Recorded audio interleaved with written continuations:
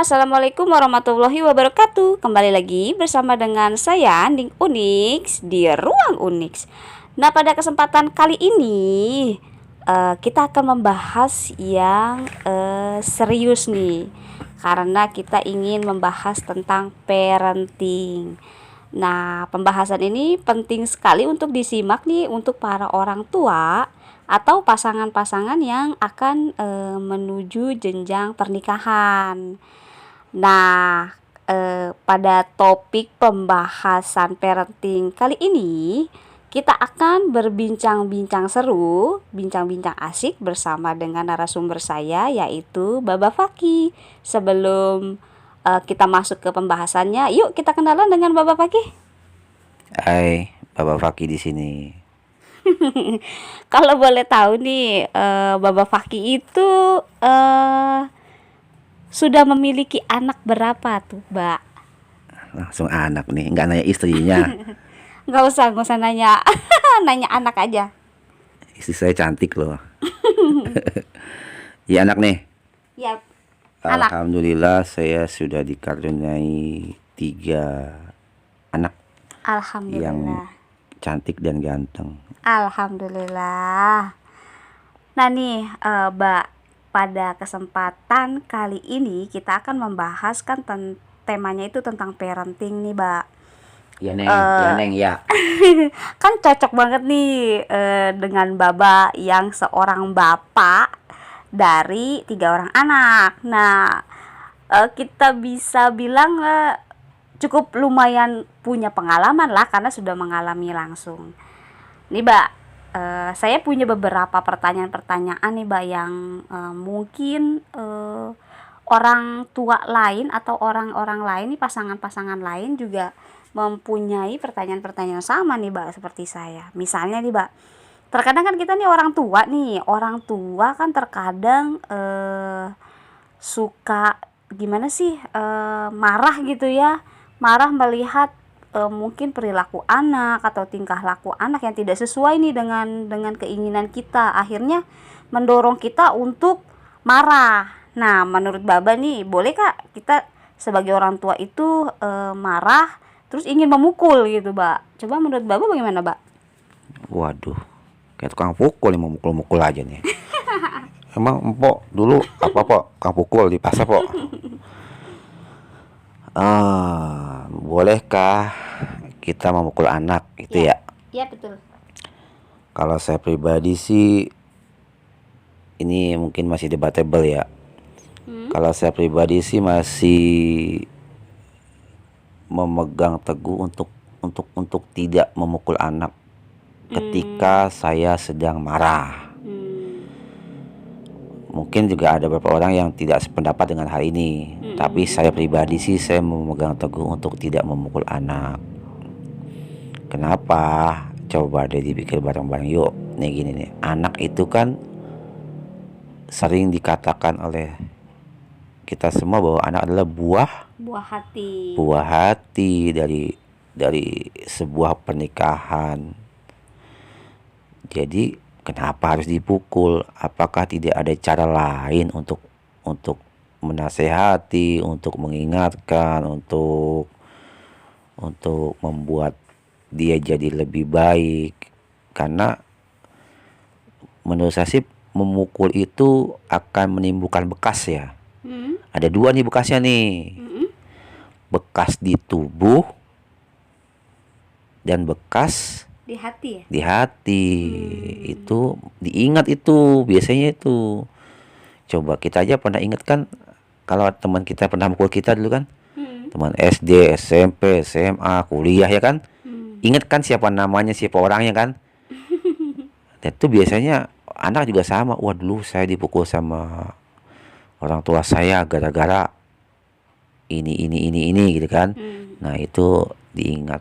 Kalau saya sih, saya pribadi untuk anak-anak saya menghindari betul untuk memukul anak ketika saya sedang marah, sebesar apapun dia kesalahannya. Gitu kalau saya. Wah, berarti Baba Faki itu termasuk orang yang sabar dan bisa mengendalikan emosi dong kalau begitu. Kagak juga. Nah nih, oke lah kita tidak boleh memukul ya, Mbak. Menurut saya. Ya, Menurut ya, saya. ya menurut Baba Faki, karena Baba Faki itu tidak suka untuk memukul ya, Iya. dengan apa pertimbangan khawatir melukai fisik maupun perasaan si anak. Iya gini soalnya nih, kalau pas kita lagi emosi, Hmm.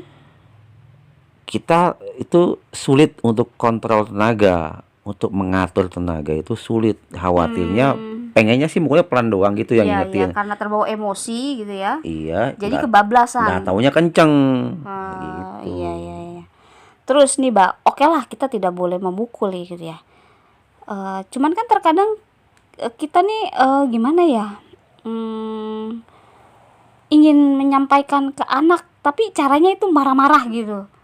Maksudnya gimana nih marah-marah nih? Iya nih, Maksudnya gimana? maksudnya Contohnya. contohnya ya kita memarahi anak ketika anak melakukan kesalahan. Kalau tadi kan memukul, oke lah memukul itu dapat melukai fisik gitu ya. Tapi kalau marah-marah gitu sebagai bentuk kita, sebagai bentuk pemberitahuan ke anak bahwa saya tuh tidak suka kalau kamu melakukan hal itu. Menurut Baba Faki tuh bagaimana tuh kalau orang tua memarahi anaknya? Ya, marah ini juga definisinya masih luas ya. Marah nih, marah gimana nih? Marah yang Marah-marah gitu, ngomel gitu. Biasa kalau orang tua atau ibu-ibu itu kan cenderungnya biasanya memarahi gitu. Bukan. Tergantung sih ya, cuman sebagian besar itu marah-marah gitu, ngomel, dibawelin lah gitu ya. dibawelin ya. Ya sebenarnya kalau saya sih setuju. Pokoknya saya juga marah itu kan manusiawi ya. Iya. Marah itu manusiawi lah. Setiap orang pasti punya marah dan untuk meluapkan kemarahannya kan beda-beda ya. Nah, kalau terhadap anak sih kalau saya lebih memilih menghindari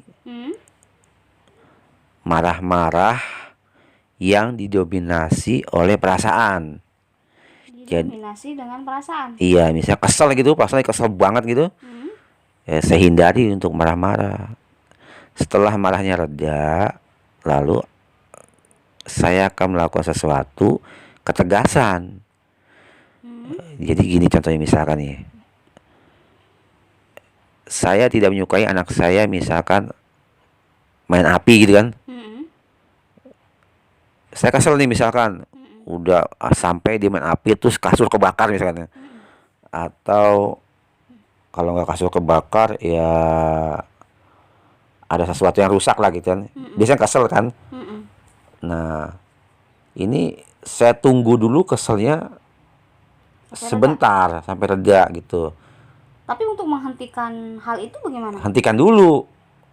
Saya panggil misalnya namanya anaknya siapa Dudung gitu misalnya ya. misalnya Dudung. Dung, taruh apinya. Taruh. Nah, itu dulu, di stop dulu. Itu masuk kategori marah nggak sih? Tegas. Nada penegasan. Tegas itu. Kalau marah itu ya biasanya dominasinya pada kalimat kasar, intimidasi yang berlebihan seperti itu. Kalau ini untuk menghentikan itu langsung seperti itu tegas pada poinnya. Dah stop di situ dulu. Begitu sudah stop, anaknya berhenti melakukan hal yang berbahaya itu, udah diemin dulu, ambil barangnya yang berbahaya, amankan dari jangkauan anak. Kita tunggu sebentar, tarik nafas, semenit 2 menit. Begitu kita terkendali, baru kita bicara sama anak. Kita jelaskan hal-hal yang berbahaya, hal-hal yang tidak baik itu jika dilakukan. Karena gini, begitu dia lagi main, terus kita omelin panjang lebar, justru dia nggak nangkap apa yang kita sampaikan. Yang dia tangkap hanya omelan. gitu. Iya, cuma dia, waduh omelin kan lu sih gitu kan. Iya, begitulah kira-kira. Jadi butuh penjelasan kenapa hal itu dilarang untuk dilakukan sama anak ya. Iya, untuk memaafkan dia secara nalar ya. Nah nih, dari omelan, dari bentakan maupun dari perilaku pemukulan terhadap anak, kira-kira apa sih akibatnya dari perlakuan buruk itu yang bisa berakibat terhadap orang tua itu sendiri? Pas lagi marah ya. Ke depannya gitu, ketika seorang anak sering dimarahin, sering dipukul, nanti kira-kira itu perlakuan buruk itu yang diterima sama si anak apa sih akan berimbas terhadap orang tua itu apa gitu, mungkin di masa-masa senjanya, di hari tuanya gitu. Nah, ya ini salah satu yang saya khawatirkan. Kenapa saya menghindari untuk memukul anak, menghindari untuk menyakiti perasaan anak. Saya lebih fokus pada hal bagaimana membuat anak baik, anak nyaman, anak terhindar dari bahaya kan. Karena apa yang kita lakukan tuh fokusnya pada hal-hal yang membuat anak terhindar dari bahaya, pada membuat anak-anak menjadi baik kan gitu. Nah, ini kalau kita lakukan dengan cara-cara kasar seperti memukul, memaki, ini kan berpotensi besar untuk disimpan sama dia, disimpan dalam ingatan dia. Nah, begitu tersimpan dalam ingatan dia, yang kita lakukan berulang-ulang, kita melakukan berulang-ulang, marah berulang-ulang, memukul berulang-ulang, itu otomatis mereka akan menyimpannya, atau tersimpan dengan tidak sengaja, itu diingatkan, teringat. Nah, ini bisa berdampak buruk di kemudian hari. Misalnya itu salah satu contohnya nih, si anak akan membalas perilaku kita saat kita udah tua. Dia akan membolak-balikkan perkataan kita yang dulu pas kita sudah tua dan dia sudah menjadi dewasa. Bahkan ada juga anak yang berani memukul orang tuanya karena waktu kecil dia diperlakukan seperti itu sama orang tuanya. Nah, ini kan jadi malah hubungan antara anak dan orang tua jadi nggak baik nih, nggak terjalin harmonis kan. Nah, padahal kan anak itu kan buah hati kita, yang kita sayangi, yang kita harapkan jadi penerus kan, jadi apa namanya itu, hal yang kita banggakan dan kita senengin kan. Nah, kalau udah begitu kan seneng dari mana? Misalnya nih, ini misalnya ya, tapi jangan sampai terjadi lah. Misalnya kita tega atau lupa atau hilap memaki anak dengan kata-kata bodoh, goblok, atau bagaimana binatang-binatang yang disebutkan, kata kasar itu. Terus pas dia sudah dewasa, kita sudah menua, terus kata-kata dibalikin ke kita gitu. Wah, itu rasanya gimana tuh? Waduh, pedih. Ya, walaupun bukan menjadi salah satu faktor utama ketika orang tua mendapatkan perlakuan buruk, belum tentu juga ya, maksudnya belum tentu juga orang tua ketika dulu kecil dia memperlakukan buruk. Bisa jadi kan anak ini mendapatkan contoh-contoh di tempat lain. Iya betul. Misalnya dari pergaulan, atau dia tidak mampu untuk mengontrol emosi dia sendiri ya. Iya betul. Nah nih Mbak, lanjut lagi nih Mbak. Banyak amat pertanyaannya. Maklum kalau parenting itu kan biasanya berhubungan dengan gaya kita sehari-hari nih, dengan kehidupan kita. Jadi banyak sekali pertanyaan-pertanyaan yang perlu kita sampaikan supaya kita mendapatkan solusi atau mendapatkan tambahan ilmu nih Mbak. Siap. Ketika kita nih orang tua nih ada hasrat ingin memarahi anak, entah karena balik lagi seperti yang tadi awal saya sampaikan, ketika orang tua melihat ada perilaku yang tidak sesuai, yang tidak baik, terus kita nih sebagai orang tua gemes gitu, akhirnya ingin memarahi anak gitu. Terus apa yang harus dilakukan nih Mbak? ketika kita ada hasrat ingin memarahi anak. Nah ini penting nih, ingin ya. Iya. Saya coba garis bawahi dari kata ingin. Nah, kalau kita udah pengen banget katanya, pengen banget tuh, Atau ingin, gregetan gitu, udah Greget. gemes banget, udah nggak bisa ditahan gitu, kayak Iya, ngomel gitu. iya itu ingin. Itu kalau kita buat teman-teman yang muslim kan diajarin istighfar dulu ya, gitu ya. Astagfirullahaladzim gitu dulu, itu dulu. Itu pun salah satu. Tapi istighfarnya itu nadanya penekanan. Iya, ya. Itu salah satu cara lah paling enggak itu. Astagfirullahaladzim itu dulu kan. Habis kan diam sebentar kan. Nah, itu untuk Meredakan kali ya. meredakan kita sebentar. Jadi menurut saya sih hilangkan lah. Kalau nggak bisa hilang ya minimalisir lah.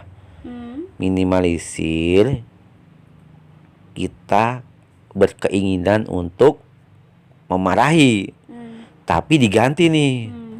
Jangan berkeinginan memarahi, tapi diganti berkeinginan untuk Apa? apa bahasanya ya? Menasihati. Untuk memberitahukan, tepatnya memberitahukan atau menginformasikan hal yang lebih tepat dibanding kita memarahi kan. Kalau kita marahi kan biasanya fokusnya pada ini ya, meluapkan, Kesalahan gitu. iya meluapkan kesalahan kan, Iya. bukan menjelaskan kesalahan bener kan.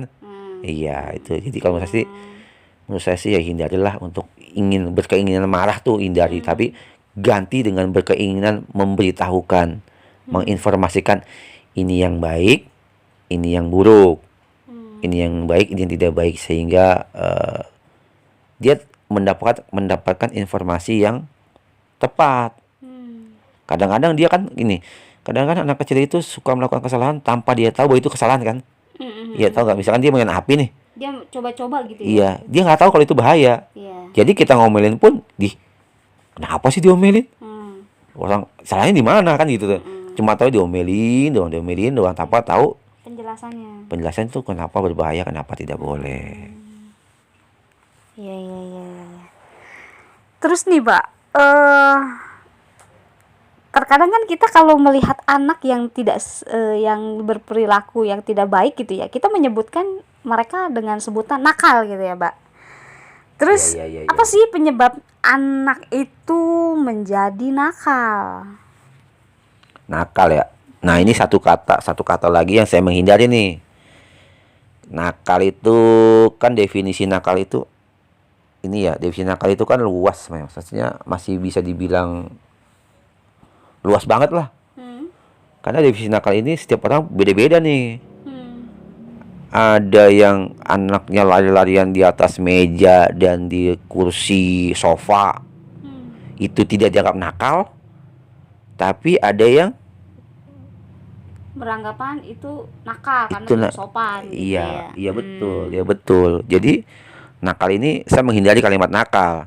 Saya fokus pada kalimat benar dan salah, boleh dan tidak boleh. Di situ nih, benar dan salah, boleh dan tidak boleh. Misalnya dia naik ke meja, saya akan jelaskan. Naik ke meja itu boleh kalau di rumah tidak ada tamu. Tapi kalau ada tamu jangan ya. Kenapa? Dia kan bertanya seperti itu kan anak-anak bisa kan? Karena tidak sopan. Ya gitu. Misalnya juga nih satu lagi, misalnya makan pakai tangan kiri nih. Nah, kan nggak semua orang berpendapat bahwa makan dengan tangan kiri itu tidak sopan kan? Ada yang is okay, boleh-boleh aja kan gitu. Tapi kan setiap keluarga punya aturannya masing-masing, sesuai dengan adat istiadat, sesuai kebiasaan yang di rumah itu, atau ada aturan norma-norma, aturan agama dan lain sebagainya kan. Nah, ketika itu tidak sesuai, saya lebih fokus pada menjelaskan ini yang boleh, ini yang tidak boleh, ini yang baik, ini yang tidak baik. Jadi fokusnya pada pengetahuan, gitu sih. Iya. Saya juga ini sih beranggapan anak itu sebenarnya bukan nakal ya, tapi hanya belum mengetahui. Ya. Ya, jadi ketika anak melakukan sesuatu karena dia tidak mengetahui Nah, tugas kita nih orang tua ya ternyata ya ketika dia melakukan kesalahan, kita harus memberitahu kesalahannya di mana, terus memberikan apalagi tuh penjelasan sekaligus mencontohkan ya. Iya, sama kayak itu anak-anak kan suka itu gampang banget niru omongan orang-orang Ya sekitar tuh. betul, ya meniru-niru. Iya, padahal dia nggak tahu tuh artinya apa. Ya saya setuju. Nah, kita di rumah nih juga jangan memberikan contoh yang tidak baik terhadap anak. Dan nanti kita bisa menjelaskan begitu dia meniru atau dapat kata-kata tidak baik dari luar, terus dibawa ke rumah. Nah, kita jelaskan di situ. Di rumah kita kan udah ngajarin itu kan. Nah, kita jelaskan itu kenapa di rumah ini kan tidak pernah disebutkan, tidak pernah diucapkan. Itu tidak baik, seperti itu sih. Saya setuju. Saya juga pernah mendengar ada salah satu anak gitu ya, kerabat gitu ya, mengucapkan kata-kata yang tidak pantas, tapi dengan wajah yang polos gitu. Saat saya mendengar hal itu, saya tidak memarahi sih. Saya hanya malah bertanya sama anak tersebut, kamu tahu nggak itu kata-kata itu artinya apa? Nah, dengan jujurnya anak itu menjawab tidak. Wah, berarti bukan disebut anak tersebut adalah anak nakal, Iya, tapi betul. karena dia tidak mengetahui. Hanya meniru. Ya, meniru apa yang sudah dia dengar dari orang lain. Nah, Iya. tugas kita harus menjelaskan Iya. dan memberitahu apa nih kata-kata yang tidak pantas, terus mana kata-kata yang pantas diucapkan. Nah, nih, Mbak. Lanjut lagi nih, Mbak. Tunggu. Ya, ada lagi yang mau sampaikan? Ya, karena di rumah juga penting nih. Hmm? Perlu diingat juga nih, di rumah Hmm?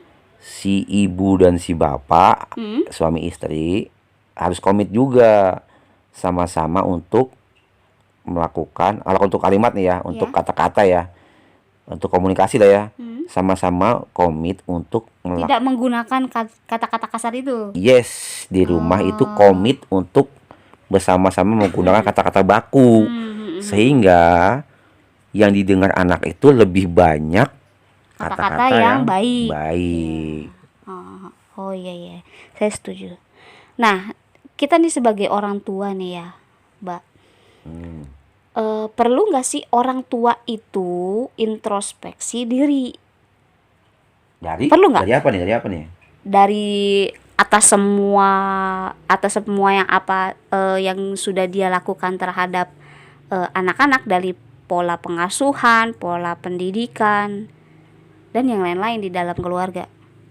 Itu sih perlu banget. Itu mah harus malah sebenarnya. Jadi introspeksi diri itu bukan hanya milik anak muda, bukan hanya milik anak kecil, tapi milik kita juga sebagai orang tua. Meskipun kita udah tua gitu ya, sudah banyak makan asam dan garam, ya ceritanya begitu katanya tuh ya.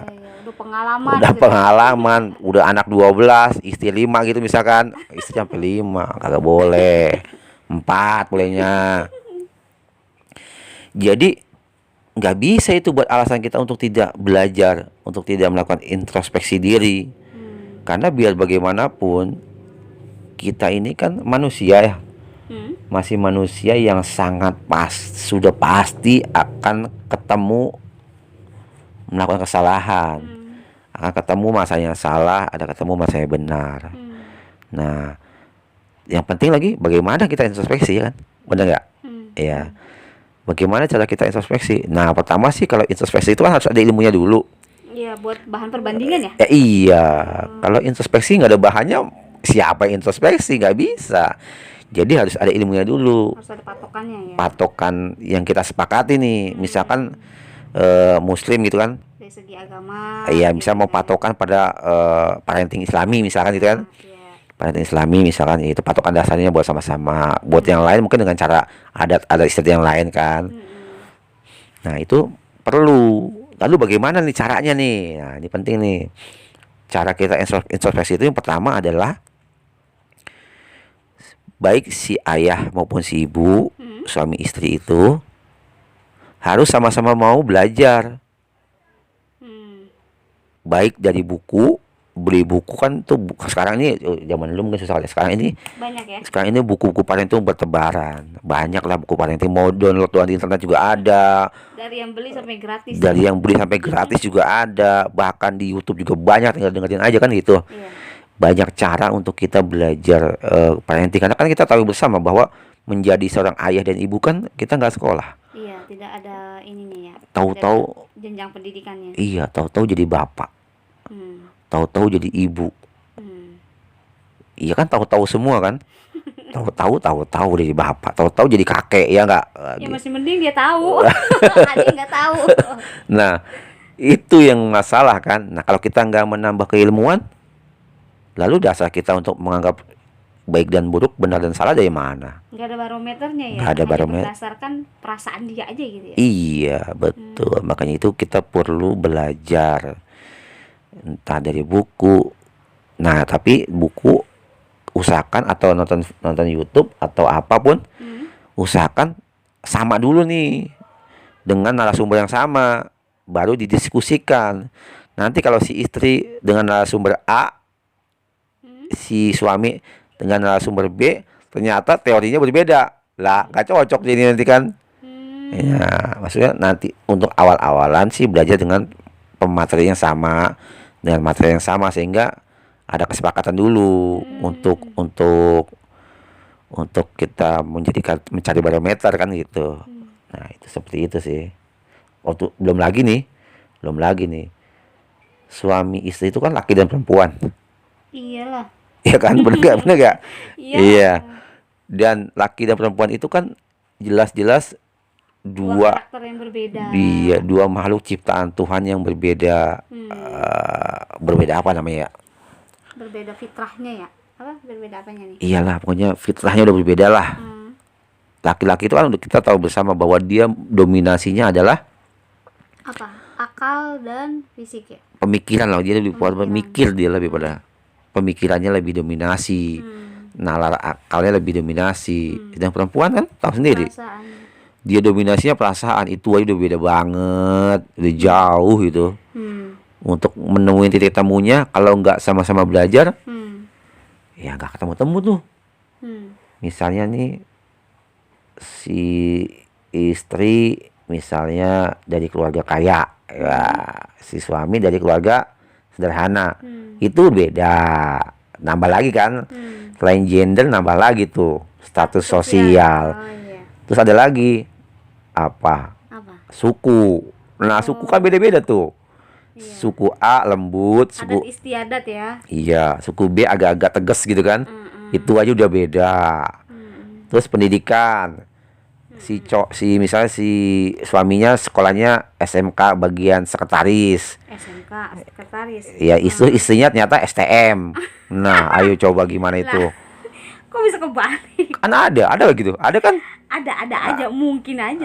Ada, terjadi. iya. Itu Betul. macoan bininya dong. Nah, itu aja udah berbeda kan? Nah, belum lagi misalkan ada satu SD, satu SMA. Iya, Nah, udah jauh atau tuh. Yang satu SD, satu perguruan tinggi gitu. Iya, itu kan dampaknya luar biasa loh. Iya, betul. Jauh banget itu. Harus dua-duanya itu harus saling menyeimbangkan. Iya, bahkan sesama-sama sarjana aja nih. Iya. Yang satu sarjana seni lukis. Yang satu sarjana akuntansi. Nah, lo coba tuh. Itu aja meskipun sama-sama sarjana, Bisa berbeda pemikiran. beda. Gitu kira-kira. Iya, betul, saya setuju. Jadi dalam berumah tangga, dalam menjalani kehidupan berpasangan, ya harus tinggi rasa toleransinya. Harus banget. Iya, terus harus tinggi rasa pemahaman satu sama lain ya. Nih, terakhir nih, Mbak. Banyak amat. Terakhir, Mbak, udah Oh, terakhir. ya, Tenang siap, aja. Nih, kira-kira apa sih yang mungkin akan terjadi jika jiwa anak itu terusik? Maksudnya terusik di sini maksudnya kan dia kan mendapatkan perlakuan untuk anak-anak yang mendapatkan perlakuan buruk berupa pemukulan ataupun omelan, hardikan, cercaan gitu ya. Kira-kira apa sih dampaknya nih yang akan dirasakan atau dialami seorang anak nih, Mbak? Nah, ini kan banyak nih sebenarnya nih, kalau mau dibahas panjang nih. Gitu ya. Tapi saya ngambil contoh aja ya. Contoh contoh aja nih. Karena setiap anak kan juga punya punya Apa tuh? apa bahasanya ya? Karakter atau apa? Iya ya, karakter. Karakter. Setiap anak kan punya karakter dan pembawanya masing-masing ya. Mm-mm. Nah, ini saya agak khawatir, kalau saya nih agak khawatir ketika ketemu anak yang pembawanya diem. Introvert gitu ya. Ya, sejenis introvert gitu lah ya. Mm-mm. Jadi kalau kita apa-apain dia lebih pilih diem. Hmm.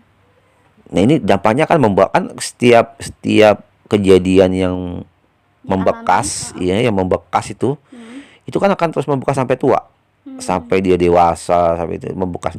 Nah, dampaknya ini kalau yang anaknya open minded, gampang ngobrol gitu, kita kan bisa memperbaikinya pelan-pelan gitu. Anggap kita pernah melakukan kesalahan kan, anggap aja kita pernah melakukan kesalahan, terus kita mau memperbaikinya gitu kan.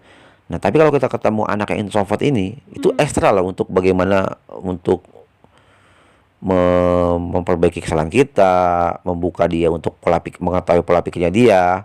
Atau mengetahui perasaan dia. Iya, perasaan dia, jangan-jangan dia kecewa, marah, sedih, gembira. Kita nggak tahu nih kalau dia diem aja nih. Nah, itu kan bahaya. Nah, maksudnya kita sebagai orang tua kalau ketemu anak begini agak lebih hati-hatilah. Karena kita kalau dia udah diem, nggak tahu tuh kita tuh apa yang dia rasain, entah sedih, entah marah, entah kecewa. Nah, itu saya sih khawatir dampak buruknya akan panjang di kemudian hari, dan itu tentu akan berpengaruh pada apa? Karakter pribadinya, pendidikannya. Pendidikan? Iya. Maksudnya pendidikan gimana? Nah, gini, kalau misalkan dia di rumah penuh dengan perlakuan tidak menyenangkan, Iya. di sekolah dia akan mencari yang menyenangkan. Beruntung kalau ketemu yang baik-baik. Lah, kalau ketemu yang nggak baik, ketemu teman-teman yang narkoba, ketemu teman-teman yang malah menjerumuskan ke yang tidak baik, itu kan repot. Nah, itu dia, seperti itulah. Jadi hindarilah untuk melakukan kesalahan yang fatal terhadap anak dan keluarga sih sebenarnya. Oh, jadi kalau efek samping atau dampaknya itu Berpengaruh. Satu berpengaruh, tuh sudah gitu juga apa namanya ya, berbeda-beda ya, Iya.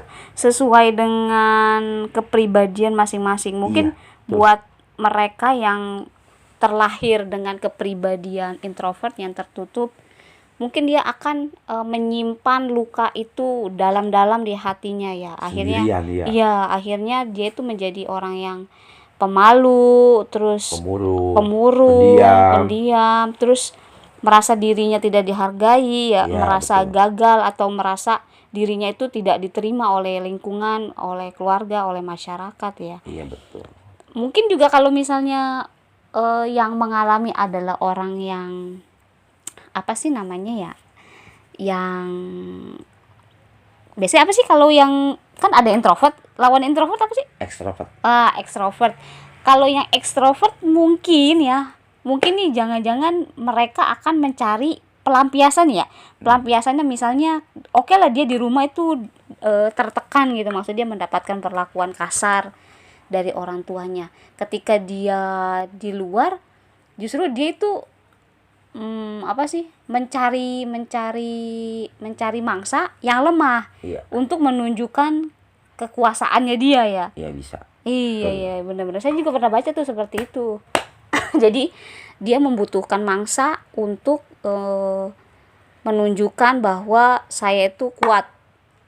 Atau dia juga mencontoh, iya, atau dia mencontoh perilaku orang tuanya yang kasar tersebut. Iya. Akhirnya dia membalas ke orang lain. Iya, betul. Bisa, itu bisa. Iya ya, wah, ternyata sangat besar sekali ya dampaknya. Dan mungkin ya kalau semua orang tua atau semua pasangan, bukan cuma hanya orang tua ternyata ya, karena kan perilaku marah atau pemukulan atau kasar itu kan dilakukan sama semua orang ya. Maksudnya semua orang gimana nih? Maksudnya semua orang itu bisa melakukan hal tersebut. Oh iya. Ya bisa dari apa namanya ya, dari elemen pendidikan juga bisa, dari elemen masyarakat juga berpotensi untuk melakukan hal tersebut. Jadi bukan hanya untuk orang tua, ternyata setiap manusia ya harusnya ketika sudah menyadari dampak dari akibat marah atau pemukulan yang sangat luar biasa sekali, itu harusnya membuat kita berpikir ulang, berpikir 1000 kali untuk marah ya. Iya. Marah kan itu temennya ini ya.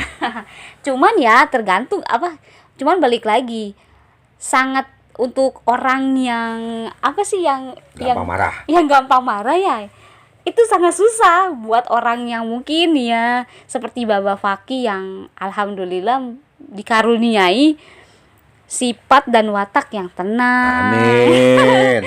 Tenang, terus udah gitu berpikir positif gitu ya. Cuma kan di luar sana kan banyak juga orang-orang yang dengan latar belakang mereka masing-masing, akhirnya mereka terbiasa untuk marah-marah, terus betul. kasar ya begitu ya. Wah, pembahasannya seru sekali. Cuman karena parenting itu sebenarnya kan luas ya, Mbak. Oh, panjang. Iya, panjang. Tapi kita cukupkanlah sampai di sini dulu nih. Siap. Next time kita akan membahas topik seru lainnya yang dapat kita jadikan renungan bersama. Oke, terima kasih untuk kalian semua. Jangan lupa tonton video-video Ning Unix yang lainnya. Dan jangan lupa setiap minggunya kita akan menyajikan podcast-podcast dengan tema-tema seru lainnya. Akhir kata, wassalamualaikum warahmatullahi wabarakatuh. Waalaikumsalam warahmatullahi wabarakatuh.